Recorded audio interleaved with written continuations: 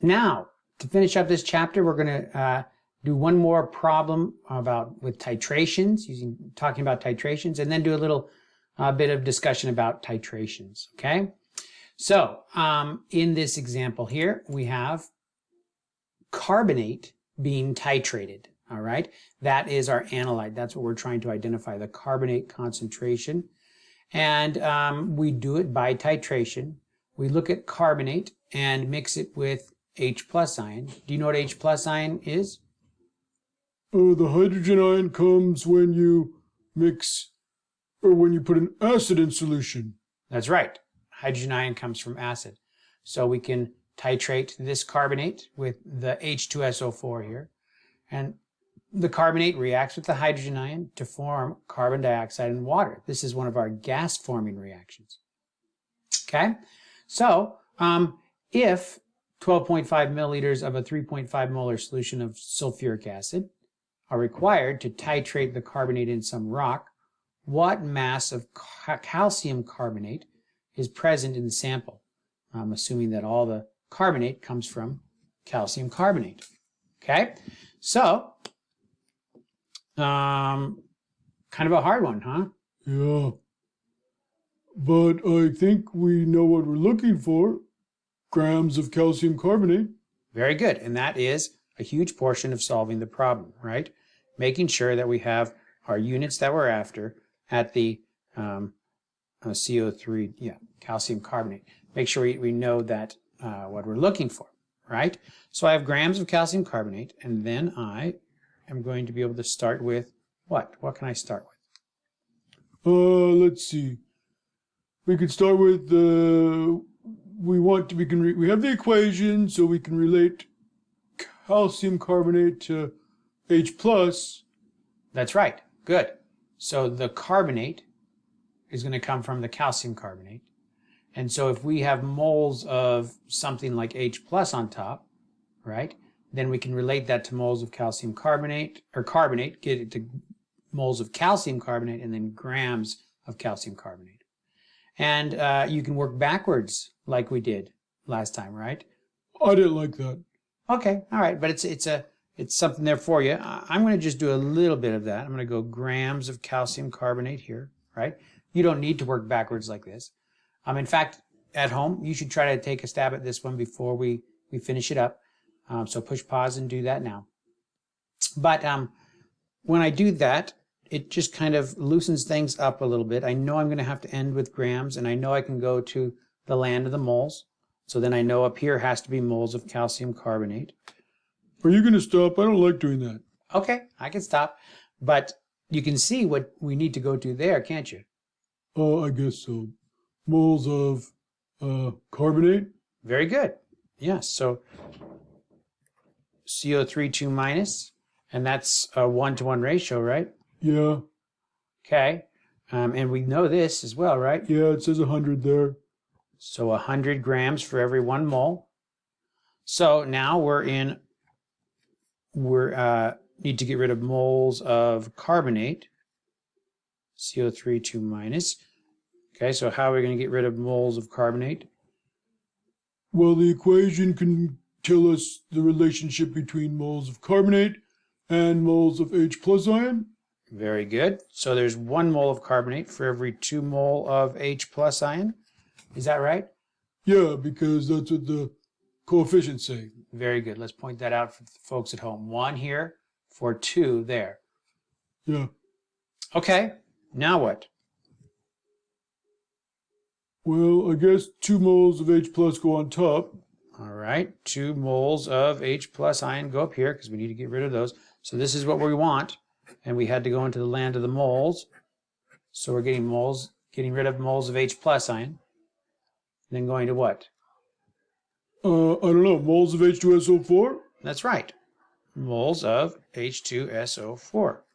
That's right. So for every 1 mole of H2SO4, I get 2 moles of H plus. Did you see that? Whoops, I shouldn't have put the 2 there to start off with, right? I got lucky. I put 2 here, so I copied it down. But you can see how 1 mole of H2SO4 gives me 2 moles of H plus. Yeah, I can see that. All right, good. Now what do we have to do? we have to get rid of moles of H2SO4. Okay, how? Well, they tell us the molarity. That's a good way to get rid of moles. That's right. So I can call this the molarity here. So it's 3.5 moles for every 1 liter of the H2SO4 solution. Okay? And now I got grams of calcium carbonate like I want. And I have liters of H2SO4 on the bottom, so I just need my liters of my H2SO4 up here, right? Yeah, and that's 12.5 milliliters, or you can use 0.0125. Very good.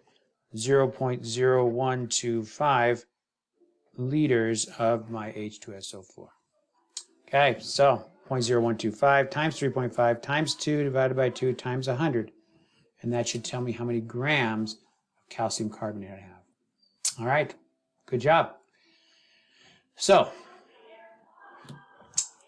let's look at this titration. What occurs in terms of concentration of both our acid that we're adding, or base that we're adding, our acid that we start with, and the pH. Now, have you ever heard of pH before? Yeah, I have. What does pH mean? It's a measurement of acidity. That's right, okay. Specifically, pH refers to the hydrogen ion concentration, the negative log of the hydrogen ion concentration in molarity. We'll have more of a discussion about that in latter chapters, so we don't have to remember that too much right now. But as you add base, the pH goes what? Up or down? I don't know. Okay, acid makes the pH go down, but base makes the pH go up. And in this titration here, I'm going to monitor the pH of the solution as I add base. Okay, so I'm taking my acid. It's dissociated like this. So here's my acid. Here's water. Some of it has dissociated into H3O plus and the counter ion. Now, when I add some sodium hydroxide, the hydroxide ion reacts with the hydrogen ion to form water. Okay? And then when that happens, more acid dissociates. And then I have more of my dissociated acid over here, or my counter ion. And the pH, which is a measurement of the hydrogen ion concentration, hasn't changed very much because, again, I only am adding, as I add the base, it gets consumed by the acid that's in solution. So as I continue to add base, and it continues to consume the hydrogen ion, more acid is dissociated. And the result is the same concentration of hydrogen ion, a slight change, but relatively the same. And so I find myself in a situation here of adding base, but the pH doesn't change because the hydrogen or the acid is here to consume the base. Okay? Now, eventually, as I add more and more hydroxide ion, more and more acid dissociates until I run out. And then once my acid runs out and I add more base, then I am going to see a sharp change in my pH because now the concentration of hydroxide is building up, and this is just hydroxide ion concentration. Now, if I go back a little bit to this part right here where I've had some hydroxide ion and I've consumed some of my acid, but not all of it. Well, I'm in an interesting situation here because if I add more base, the base is consumed by this acid. And so the pH doesn't really change. But if I add acid, I get this similar effect. I add acid, and these counter ions, which are